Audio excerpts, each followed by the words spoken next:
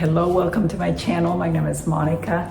I'm a nutritionist working functionally, and what I want to do today is I want to prepare 3 dishes. One is a sauerkraut. I'll show you how easy that is. Another one is going to be a chicken and rice dish that is a 1-pot meal. And the third one is going to be a marinara. You will get all the recipes. I'm preparing for some family that's coming into town. You'll get to see who it is. It's a surprise for my husband, so shh. Let's start out with making the sauerkraut. I take a large head of cabbage, remove any blemishes, make sure that is nice and clean, and then put it all in the food processor. I'm only going to use about 3/4 of this cabbage and reserve the rest for my other recipe. So everything's going to go in the food processor, including the radishes, the carrots. I added some ginger and garlic to this recipe, but you can omit one or the other, or use them both, or use none. It's entirely up to you, and the veggies also can be swapped out for anything you want. To this recipe, I'm adding dill because I love the flavor of dill, and I just chop it up and add it to the vegetables at the end. So I'm mixing everything together in a glass dish, and then I'm going to add the Celtic salt. I use coarse Celtic salt, about a heaping tablespoon, and then with my bare hands I'm massaging everything so that the veggies will start releasing water. That's what you want. You want liquid to be released. So now we have the sauerkraut marinating on the counter, and I have some leftover cabbage here, and I'm going to use this to make the vegetable skillet, the chicken vegetable skillet. You're going to love this. No waste here. So I'm chopping the rest of the cabbage just with the knife to have it ready for the next recipe. And next we're going to make a stir fry with chicken thighs. I have 2 pounds of chicken thighs.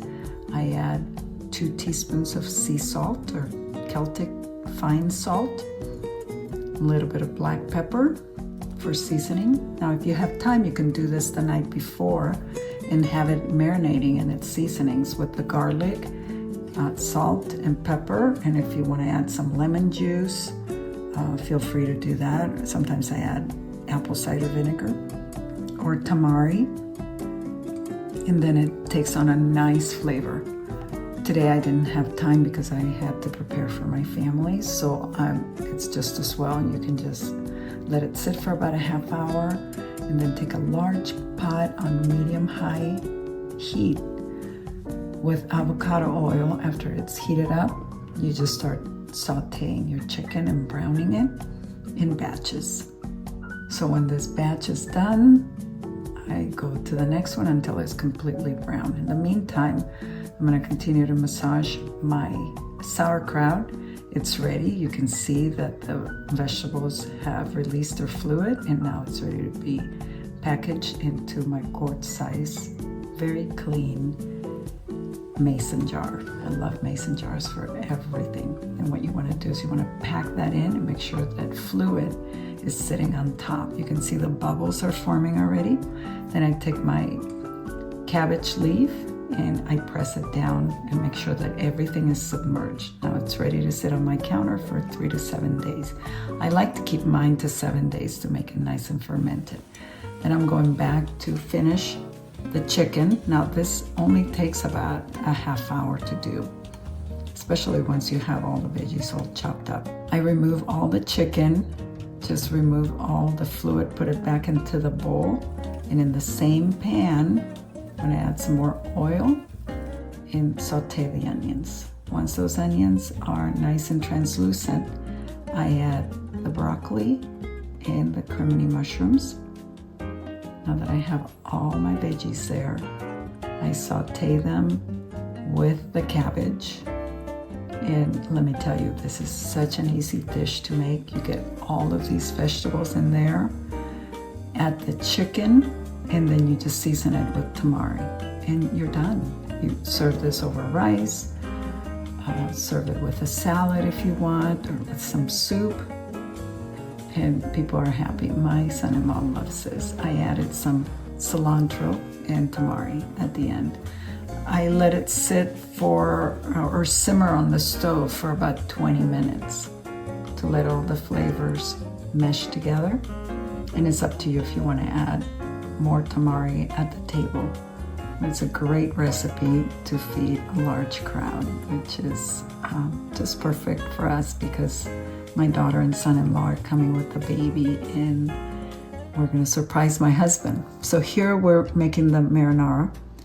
I chose to make beef marinara, and what I do is I brown the ground beef, again 2 pounds, and you can either saute the onions separately. I chose to just add the onions in the same pot because this is a 1-pot meal and I want to make it as easy as possible. I use Primal Kitchen spaghetti sauce because it's clean, has no sugar, and I add a little splash of wine with fresh basil.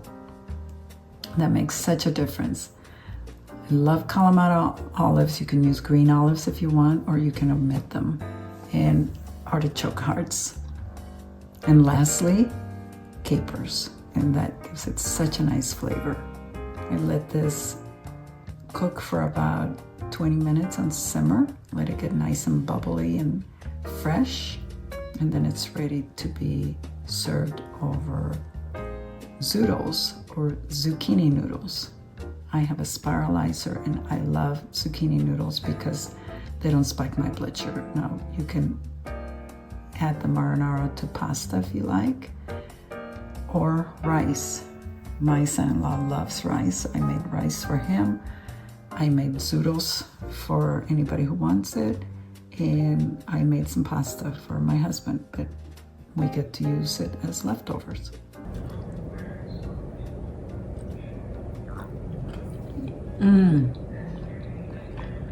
You need to try this. It turned out so good.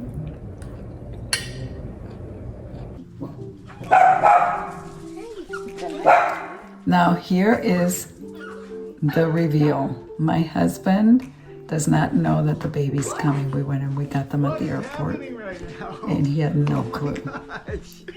This is our 6-month-old baby grandson, and we haven't seen him in 3 months. So he's super excited. We got this special delivery. My son-in-law is very happy. Everyone gets what they want. Okay, let's see. What happens when you have a baby? Okay, well, salad looks amazing. I mean, you got everything here. You're not gonna miss out with Monica. Here's my daughter. She's happy to be home, to be fed. How's the food? You're really good. Digging in. So fresh. Woo. Well, I hope you enjoyed all that and that you will try my recipes. That was a lot of fun, a lot of work, but it was so good to work ahead so that everybody would have something to eat and we could just relax and be in family. If you like this video, remember to give it a thumbs up and don't forget to subscribe and tap on the bell so that you can get notified when I release a new video. I'll see you in the next one.